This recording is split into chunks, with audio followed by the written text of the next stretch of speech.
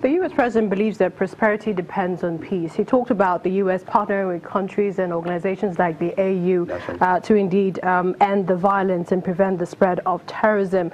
Do you think that this relationship between Nigeria and the United States, how do you think it has been so far? Well, between that of Nigeria and U.S. has been very cordial.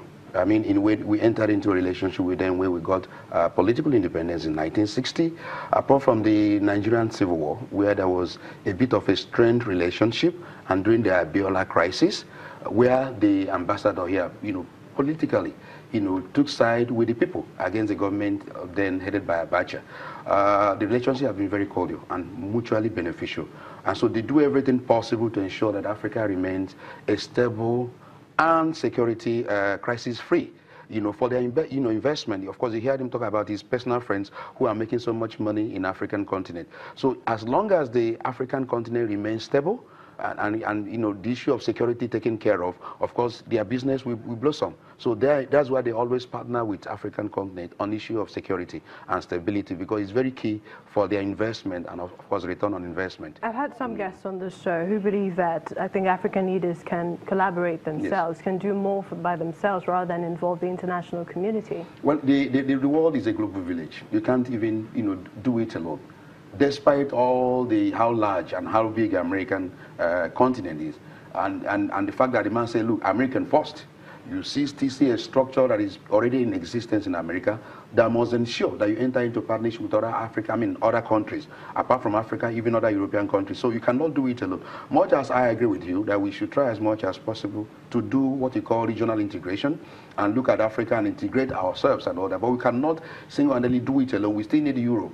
European continent, we still need American continent in order to probably, do our trading. So it's important we put our house in order, very important, because charity begins at home, but you must not in any way become reclusive. I mean, you cannot stay on your own alone. You must also try as much as possible to get a wider market in order to sell your product. So I agree, do regional integration, African integration, but as much as possible, try and have a perfect trading relationship with Europe and American continent. What are your thoughts on African leaders? Because at the luncheon he mentioned sincerity, sincere commitment of all concerned. Do you think our leaders have been insincere with it? Well, the point is that we have an electoral issue here in Africa where wrong people emerge, and when those people emerge, they want to remain in power for too long, oppressing the people. And so they are aware of what goes on, especially those who are aware of corruption in African continent.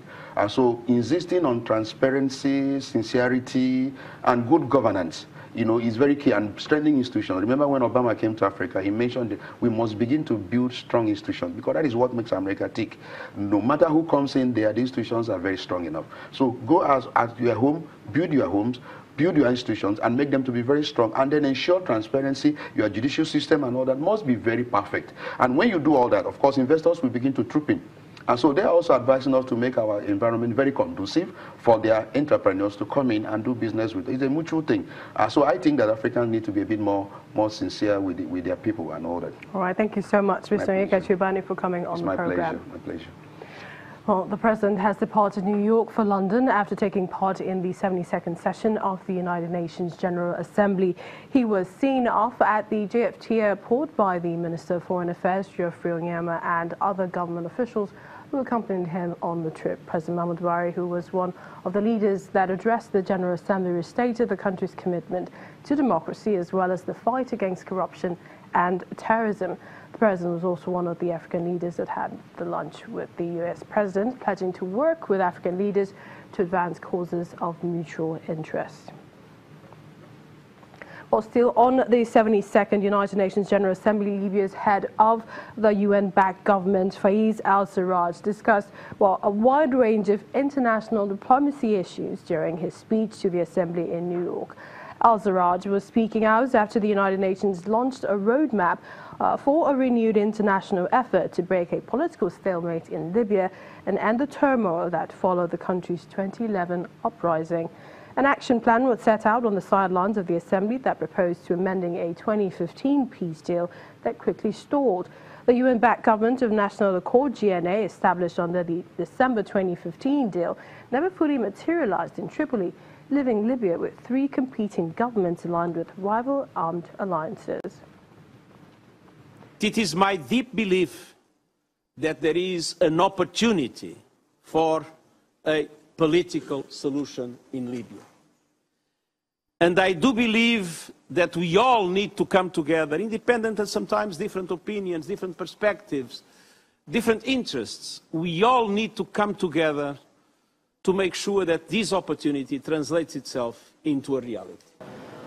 This process needs to reach its final stage, and final stage is election, free and fair election.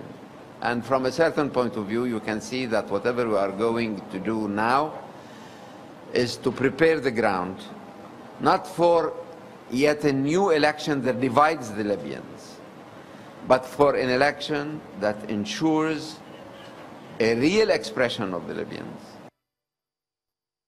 And South African President Jacob Zuma has called on world leaders to do their part to improve the lives of people living in poverty and to commit to slowing climate change. He made this known to delegates during his speech at the 72nd General Assembly. Mr. Zuma also called on nations to protect the rights of the people of Western Sahara and embrace a two-state solution between Israel and the Palestinians. We appeal for the cooperation and commitment of every member state of the United Nations and the international community at large to address this phenomenon. Developed countries in particular have a historic and moral obligation to contribute to achieving a fair global economic environment. We also wish to remind the General Assembly that the right of the people of Western Sahara to self-determination continues to be undermined, challenged and denied. The United Nations must remain seized with this issue for the benefit of the people of Western Sahara and the African aspirations of integration and peaceful coexistence. South African President Jacob Zuma. Still to come on the program. What's it like dancing ballet in the bush? Well, we'll find out. Do join us again.